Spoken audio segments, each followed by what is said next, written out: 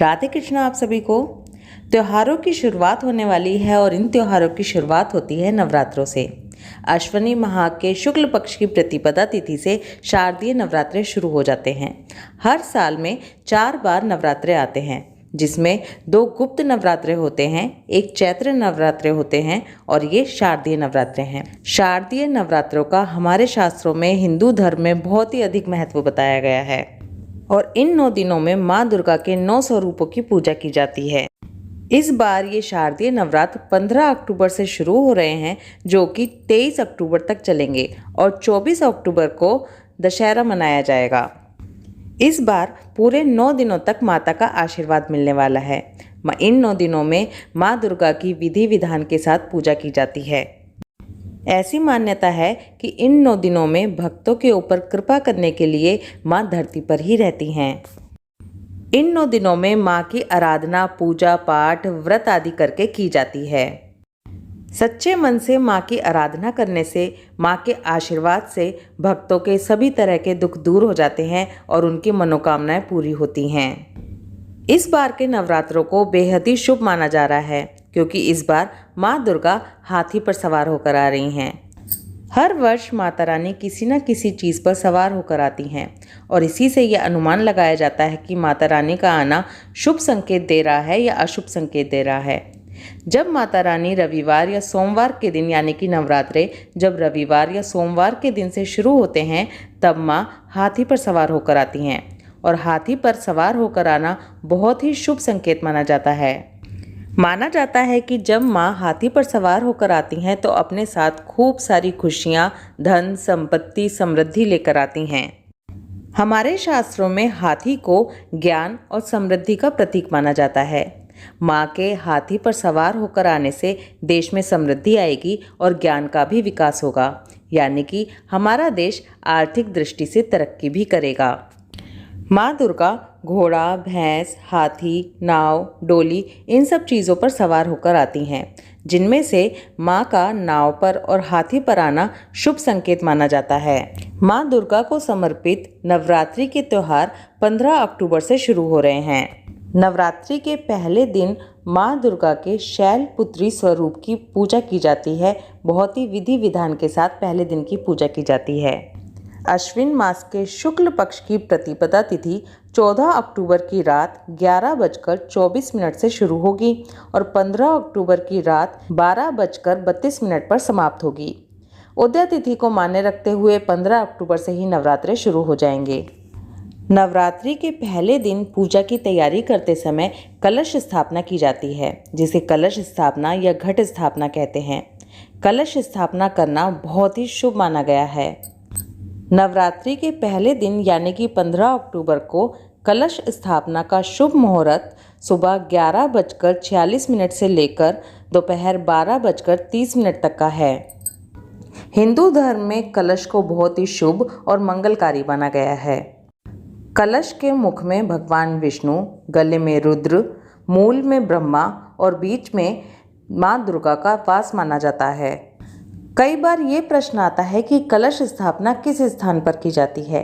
कई लोग जो खेतरी बोते हैं, जिन्हें ज्वारे कहते हैं, उसके बीच में कलश की स्थापना करते हैं।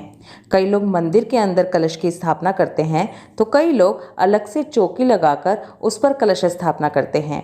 ये सभी तरीके ठीक हैं। आप किसी भी तरह से कलश की स्थापना कर सकते हैं। कलश लेते समय ये ध्यान रखें कि आप अगर मिट्टी या तांबे का कलश लेते हैं तो वो बहुत अधिक शुभ होता है। अगर आप मिट्टी का कलश ले रहे हैं तो उसे कई घंटों के लिए पूजा से पहले ही पानी में डुबा कर रखें, जिससे कि जो भी एक्स्ट्रा पानी मिट्टी सोखना चाहती है वो पहले से ही सोख ले। अगर आप पहले से उसे डुबा कर नहीं रखते हैं तो जब आप पूजा के लिए उसमें जल भरते हैं वो धीरे धीरे करके ख़त्म होता जाता है। इसके बाद पूजा की तैयारी करते समय कलश पर कलावा बांधेंगे और फिर रोली से कलश के ऊपर सुंदर सा सतिया बनाएंगे। सतिया बनाते समय ध्यान रखें कि सतिये के अंदर 4 बिंदी ज़रूर लगाएं। सतिये के आगे और पीछे की तरफ 2-2 लाइनें ज़रूर बनाएं। इसे ही पूरा सतिया माना जाता है। अगर ऐसे सतिया नहीं बनाते हैं तो उसे अधूरा सतिया माना जाता है। इसके बाद कलश के अंदर जल भरेंगे। अगर आपके पास अलग अलग नदियों का जल है तो वो इसमें डालिए, और अगर ऐसा नहीं है तो आप शुद्ध जल भरिए और उसमें थोड़ा सा गंगा जल मिला दीजिए। कलश को ऊपर तक यानी कि कलश की गर्दन तक भरना चाहिए। अब कलश के अंदर एक सुपारी, एक हरी इलायची, एक लौंग का जोड़ा यानी कि 2 लौंग, एक बताशा और एक चांदी का सिक्का डालिए। अब कलश के अंदर आम या अशोक के पत्ते रखकर कलश को बहुत सुंदर तरीके से सजाइए। इसके लिए आपको ऐसे पत्ते लेने हैं जो कटे हुए ना हों, कीड़ों के खाए हुए ना हों। आप 5 या 7 पत्ते लेकर अपने कलश को सजाइए। अब इसके बाद कलश के ऊपर नारियल की स्थापना की जाती है। नारियल की स्थापना करते वक्त बहुत लोग कंफ्यूज रहते हैं कि किस तरह से नारियल की स्थापना करनी है। तो देखिए, सबसे पहले ये ध्यान रखें कि नारियल छिला हुआ नहीं होना चाहिए। इसके बाद नारियल के ऊपर लाल कपड़ा या चुन्नी लपेटेंगे। अगर आपके पास लाल कपड़ा या चुन्नी नहीं है तो आप केवल कलावा भी लपेट सकते हैं। लाल चुन्नी या लाल कपड़ा नारियल के ऊपर लपेटने के बाद इसके ऊपर आप कलावा लपेटेंगे। कलावे की 4 फेरे लगाएंगे और फिर कलावे को तोड़ देंगे। कलावे में आपको गांठ नहीं लगानी है। अब इसके बाद इस नारियल को हम कलश के ऊपर स्थापित करेंगे।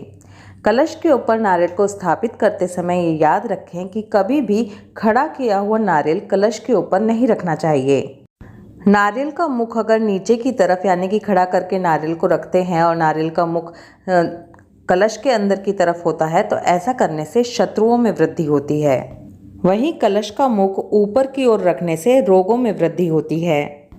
और नारियल का मुख अगर पूर्व दिशा की ओर हो तो इससे धन की हानि होती है।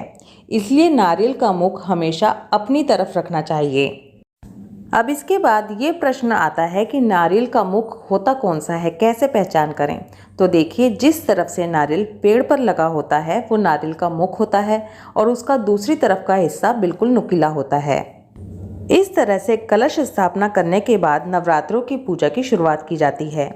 नवरात्रि के 9 दिनों में अग्यारी या करसी के द्वारा माता रानी की पूजा की जाती है, जिसे छोटा हवन भी कहते हैं। हमेशा कोशिश कीजिए कि नवरात्रों की जो पूजा है वो पूरे परिवार के साथ हो। कम से कम जो पहला दिन होता है कलश स्थापना होती है वो पूरे परिवार के साथ ही करनी चाहिए। और सभी को जो हम अग्यारी करते हैं, करसी करते हैं, उसमें सभी को आहुति देते हुए लौंग चढ़ानी चाहिए। आई होप कलश स्थापना से रिलेटेड ये वीडियो आप लोगों को ज़रूर अच्छी लगेगी। वीडियो अच्छी लगे तो इसे एक लाइक कर दीजिए और ज़्यादा से ज़्यादा लोगों के साथ इसको शेयर ज़रूर कीजिए, क्योंकि छोटे छोटे से कन्फ्यूज़न सभी के मन में होते हैं। राधे कृष्णा।